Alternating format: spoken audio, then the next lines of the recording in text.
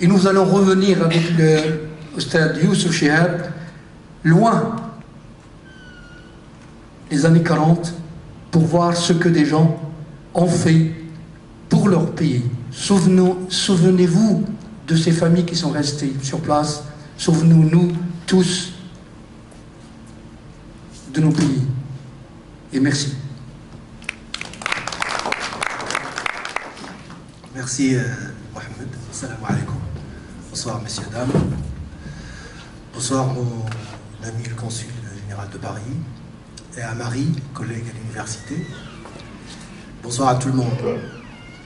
Moi, je vais, dans un bref exposé, ne pas vous infliger un cours d'histoire, mais de sélectionner une partie de l'histoire, qui est la mémoire, qui est le destin, et probablement peut-être la vérité.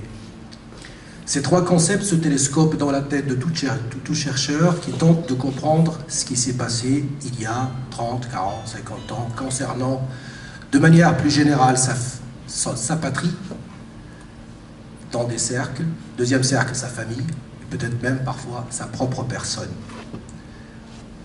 Pour cela, j'ai écrit un livre en profitant de 70e anniversaire de la commémoration du manifeste de l'indépendance du Maroc, le 11 janvier 1944. Je me suis dit qu'il était de mon devoir, à juste titre, d'évoquer cet événement, d'autant plus qu'il m'a touché dans ma chair. Et je vais vous expliquer cet enchaînement d'événements qui font que la mémoire aujourd'hui doit être aussi sacrée que le religieux ou que le politique. Alors, j'ai commencé par essayer de comprendre qu'est-ce qui s'est passé dans mon pays où je suis né, le Maroc. Petit, j'entendais deux mots qui revenaient quand j'entends parler du Maroc. Un mot français et un mot en arabe. Alors le mot français, c'est le protectorat.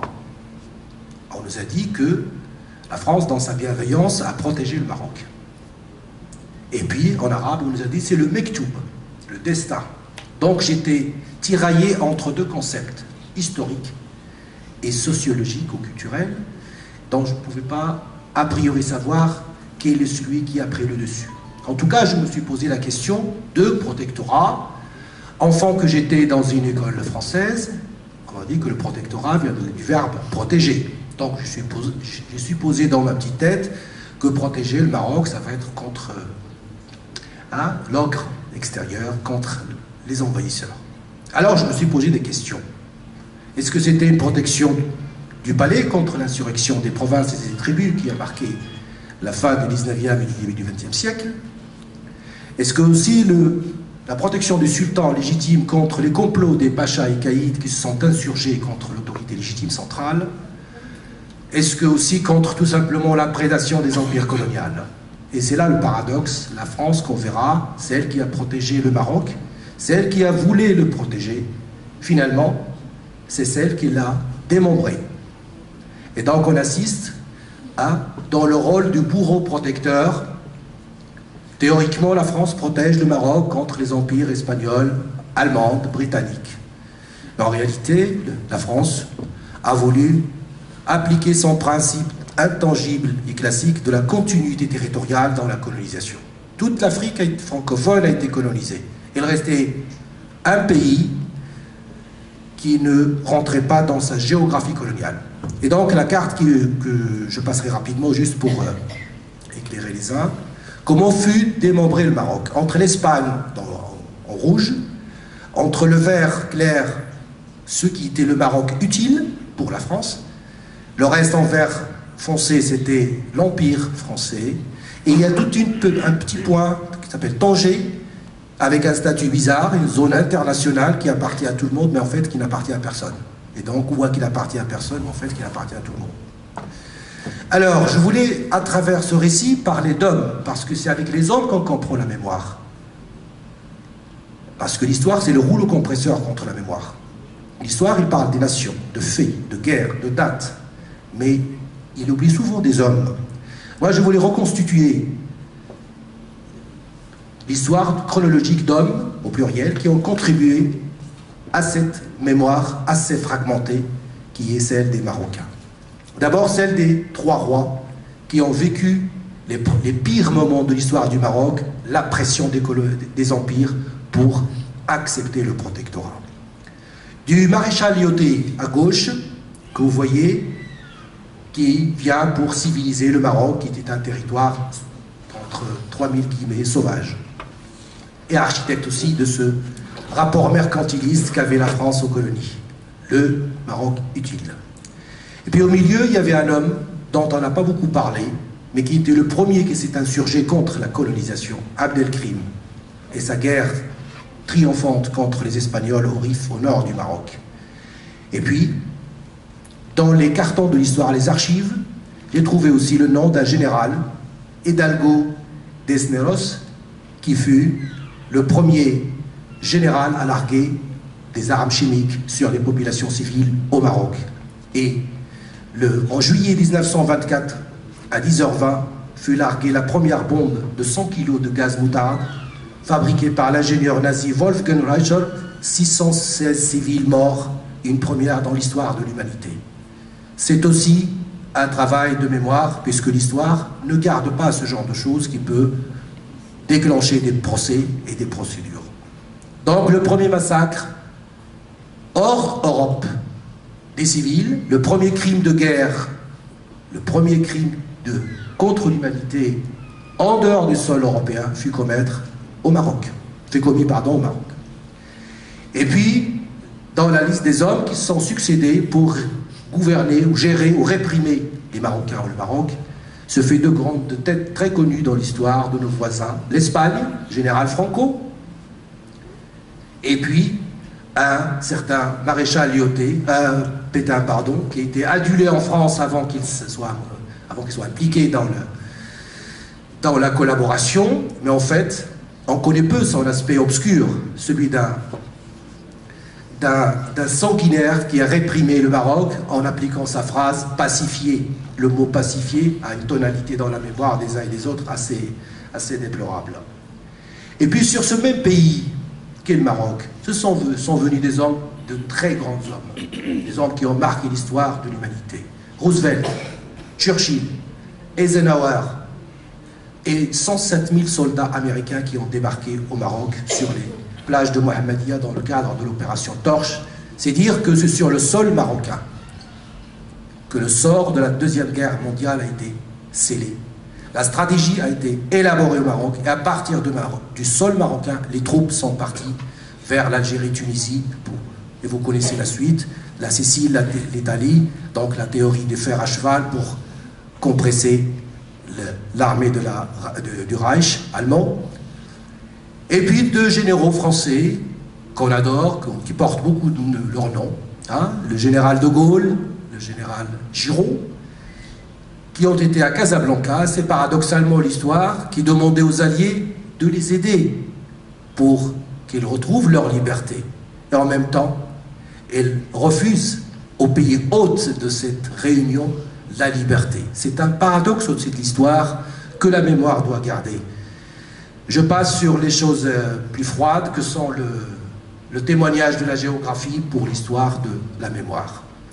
Dans la mémoire aussi, la mémoire collective, la mémoire populaire, nous avons un chanteur marocain, Hossein Slaoui, qui chantait une chanson à la gloire des Américains qui ont débarqué à Casablanca en parlant un anglais avec un fort accent marocain. Ok, come bye bye. Beaucoup de Marocains connaissent cette chanson. C'est aussi un hommage à une mémoire moins connue. On a commencé à travailler depuis une dizaine d'années, c'est celle des Juifs marocains, qui ont failli aussi suivre le même sort que leurs frères de religion dans les camps d'Auschwitz.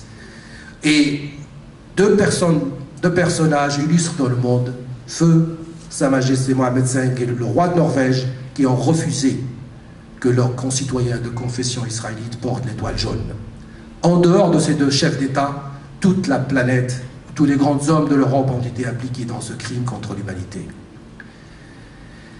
Dans ce contexte, 67 signataires, 67 patriotes marocains ont compris le jeu réel de la France et le jeu réel des démocraties du Nord qui voulaient réservé le même sort au Dey d'Alger, de Tunis, au roi de Libye et d'Égypte et d'Irak, c'est-à-dire la décapitation. Et donc, deux grandes figures, de grands hommes, pour lesquels nous, Marocains, on est redevables, comme vous les voyez, Ben Barka et son épaisseur mondiale et africaine, avec sa théorie tricontinentale, et puis Alaa El-Fassi, les deux fondateurs donc du premier mouvement politique demandant l'indépendance du Maroc.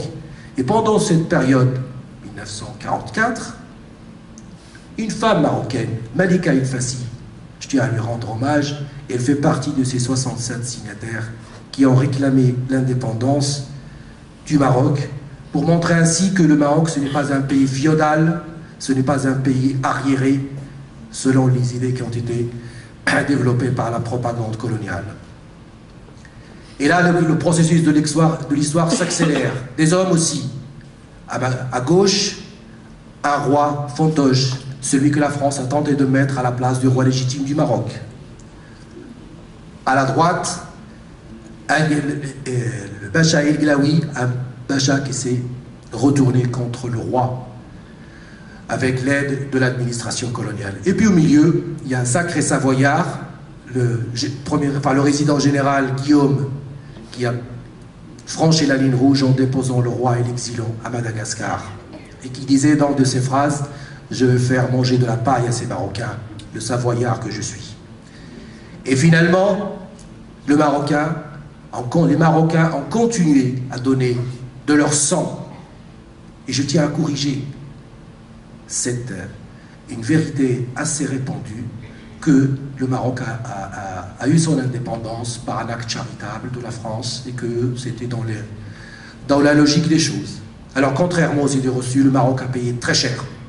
Il a payé de sa vie, de la vie de ses enfants. J'en parlerai un peu de manière plus émue, puisque ça fait partie de ma famille. Nous avons payé un tribut aussi pour l'indépendance et la liberté, que ce soit pour le Maroc ou en Europe.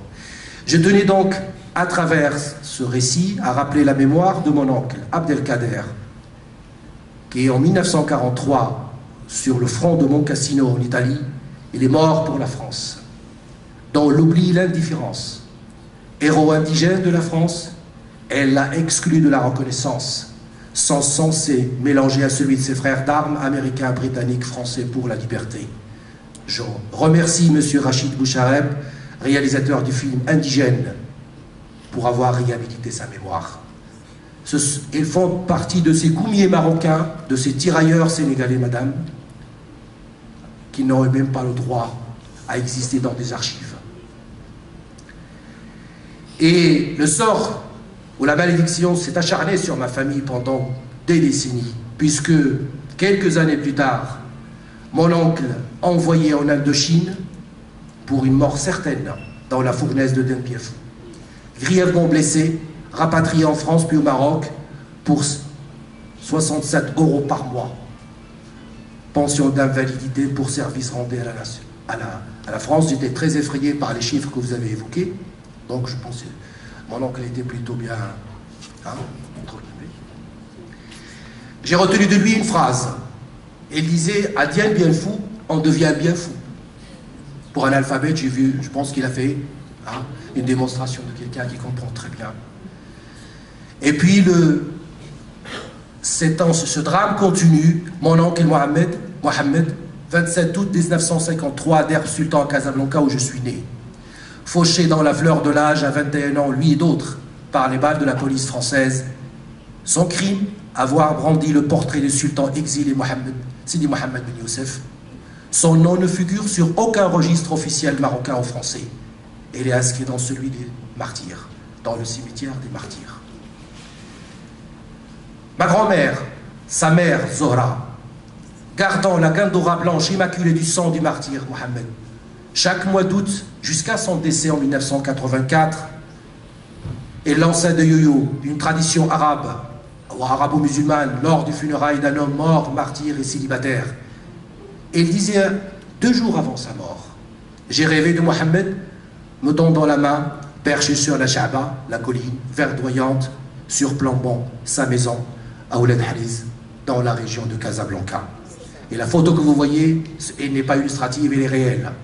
C'est la maman qui a payé un lourd tribut, 3 de ses enfants, 2 sont tués et 1 grièvement blessé. Aussi dans cette mémoire, celle du Fré, l'école coranique, celle d'Imsid, où j'ai eu mes premiers pas d'analphabète ou des lettrés. C'est Gilali, un homme décédé en 1970, la barbe blanche, qui fut emprisonné dans la sinistre prison d'Aïn Ali Moumen par l'administration française. Son crime, avoir écrit des tracts appelant au retour du sultan légitime. Et il me disait, jeune enfant insouciant que j'étais, cette phrase gravée dans ma mémoire. Le premier commandement de l'ange Gabriel au prophète Mohammed fut Iqra, le verbe lire conjugué à l'impératif. Comment on peut oublier une telle phrase venue d'un vrai, d'une époque? Dans ce sort, même dans ma propre descendance, mon fils, Samy Laurent, un mélange de Normand et de France, et de Maroc, pardon, portant avec fierté, non pas la tunique des soldats indigènes qui était son oncle, enfin mon oncle, ni celui des indigènes de l'Indochine, mais l'uniforme de la gendarmerie nationale française. Un Français qui me pose tant de questions. Comment lui répondre? Comment lui répondre que cet uniforme qu'il porte de l'autre côté de la barrière a fait des dégâts? Par l'histoire, par la mémoire, par la vérité. Mon livre est une réponse. C'est ma réponse à mon enfant. Parce que choisir l'une, c'est renoncer aux autres. Je ne veux renoncer ni à l'histoire, ni à la mémoire, ni à la vérité pour comprendre ce qui s'est passé dans le Maroc et dans d'autres pays. Pour terminer, je vous lis la page numéro 22 de mon livre en guise de conclusion. Ni repentance, ni recherche de réparation de préjudice, ni demande de décoration à titre posthume pour mes oncles, ni apologie du nationalisme marocain, ni réquisitoire contre la colonisation française, aux missions civilisatrices, mais une quête de vérité et une réhabilitation des anonymes victimes collatérales des chocs des empires, une réconciliation des peuples, parce que la mémoire aussi c'est la réconciliation des peuples. En somme, pour que l'on puisse clamer haut et fort, plus jamais ça. Le vivre ensemble, c'est notre destin. Et comme disaient mes aïeuls, c'est notre mektoub. Pour tous ces hommes, et probablement des femmes, quand je dis hommes, c'est hommes et femmes, connus ou inconnus, que j'ai évoqués dans ce livre, je dis ceci, qu'ils reposent tous en paix. Ils seront peut-être un jour face à une autre justice. Celle, et je vous laisse à chacun selon ses convictions mettre un mot de suite. Le vivre en France, ensemble en France, c'est ma conclusion. Et c'est ma conviction en même temps. C'est notre destin. Et c'est notre mektoub.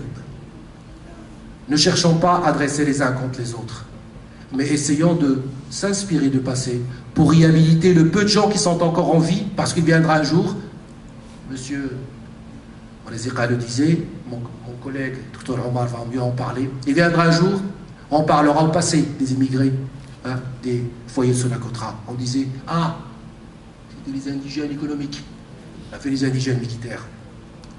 Je vous remercie beaucoup.